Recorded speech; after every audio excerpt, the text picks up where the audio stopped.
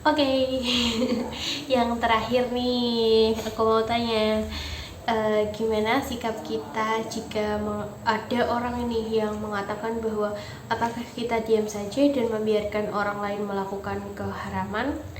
Nah, itu gimana Mas Lutfi penjelasannya? Silahkan. Jadi kata penulis mungkin akan ada yang berkata gini kan, bagaimana bisa gitu kan kita membiarkan mereka mengerjakan yang haram gitu kan. Jadi memang statement atau perkataan seperti ini, atau lebih tepatnya pertanyaan seperti ini, memang wajar ditanyakan jika kita meyakini keharaman sesuatu sedangkan yang lain itu tidak mengerjakan. Tapi ini justru akan membuahkan pertanyaan balik ke mereka gitu kan, haram menurut siapa, versi siapa gitu kan, apakah semua ulama sepakat dengan keharamannya, seperti itu kan. Jadi misalkan ya saya kasih contoh gini, misalkan kata atau kodok itu kan masih ada yang mengatakan ini haram, ada yang enggak, karena hidup berbeda, hidup di dua alam gitu kan. Tapi kalau babi terus darah itu kan semua sepakat haram. Nah itu tidak ada berbeda. Tapi kalau masalah kata, masalah apa lagi yang masih ada perbedaan pendapat, yang ini bilang haram, ini bilang enggak, nah, kita tinggal ikut yang mana aja, jangan langsung ini haram jangan dimakan gitu kan. Padahal itu masih perbedaan pendapat. Jadi inilah harus kita banyak-banyak edukasi ke masyarakat, biasanya ada hal-hal yang memang belum disepakati keharamannya, ada yang sudah disepakati kayak babi, darah, bangkai itu kan sudah sepakat itu haram, tidak ada kata tidak, itu haram semua. Tapi kalau kayak yang lain kayak kata terus apa itu kan nodom dan sebagainya, itu masih debatable gitu, masih ada yang pendapatnya haram dan enggak. Nah dalam masalah ini ada kaidah fikih yang mana ulama memegang itu demi tidak terjadi perkara saling menyalahkan satu sama lain. Jadi kaidahnya seperti ini loh, sudah masyhur ya. La yungkarul mukhtalafu fihi wa innama yungkarul mujma'u alaihi. Jadi tidak boleh mengingkari perkara yang keharamannya itu masih diperdebatkan, masih ikhtilaf. Tapi harus mengingkari perkara yang keharamannya sudah disepakati. Tadi sudah saya contohkan ya, yang sudah disepakati kayak babi, terus misalkan anjing gitu kan, terus misalkan darah, bangkai dan sebagainya itu sepakat haram. Tapi kalau yang belum sepakat haram, masih ada perbedaan, ya silakan mau ngambil yang mana silakan, jangan menyalahkan sesama lain itu.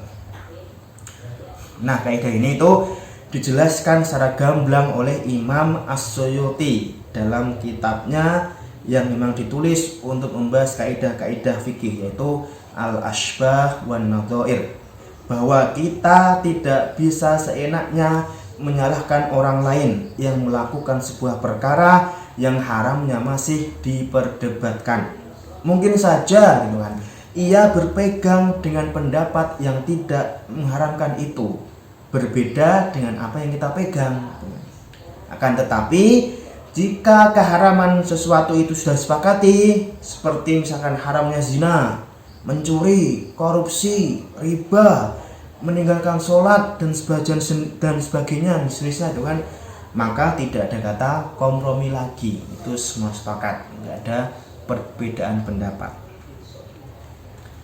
Kalau dia sudah disepakati haram, sudah tidak ada lagi toleransi untuk mereka yang mau melakukannya itu kan. Jadi nggak mungkin misalkan korupsi, wah itu ada yang mengatakan boleh, nggak ada, semuanya sepakat korupsi itu adalah sesuatu yang haram, nggak boleh itu kan. Nggak ada yang mengatakan riba itu boleh, semuanya itu mengatakan haram, riba itu nggak boleh, haram nggak boleh dan tidak boleh kita melakukan, itu sepakat semuanya.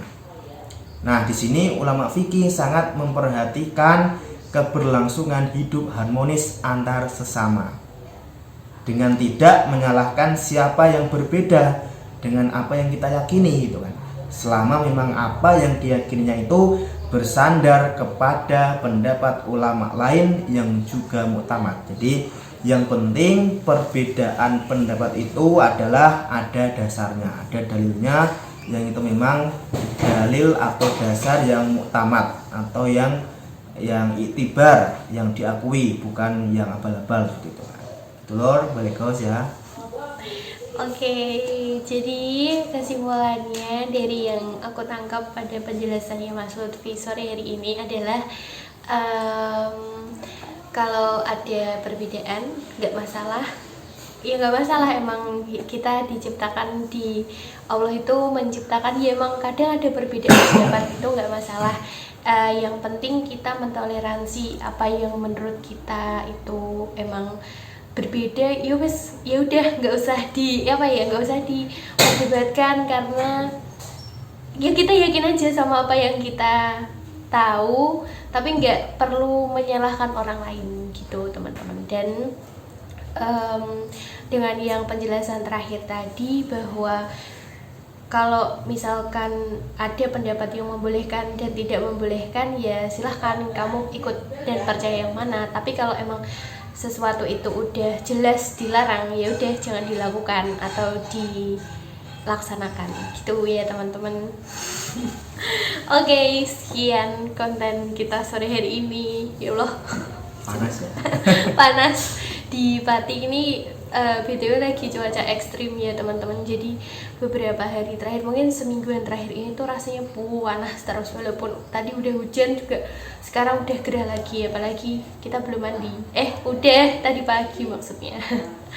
Gitu ya teman-teman. Makasih teman-teman yang udah nonton, udah menyempatkan buat mendengarkan. Semoga yang udah mendengarkan bisa diserap ilmunya, bisa bermanfaat penjelasannya Mas Lutfi.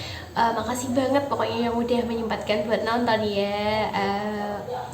Aku juga minta maaf kalau misalkan ada salah kata atau pasal penyampaian lah gitu, karena manusia itu tidak luput dari kesalahan gitu ya teman-teman. Kita pamit undur diri dulu, sampai jumpa di konten berikutnya. Jangan lupa Like, komen, subscribe, share, terus apa lagi? ya sudah, itu aja. Yang penting teman-teman kalau ini bermanfaat silahkan di share seluas-luasnya, biar kita tidak gumunan dengan perbedaan pendapat dalam hal fikih gitu. Semuanya boleh, yang penting ada yang mengatakan untuk ulama gitu. Ya, ada dasarnya Gitu ya. betul sekali. Oke, Iya Lor, siap Lor. see you next time. Wassalamualaikum warahmatullahi wabarakatuh.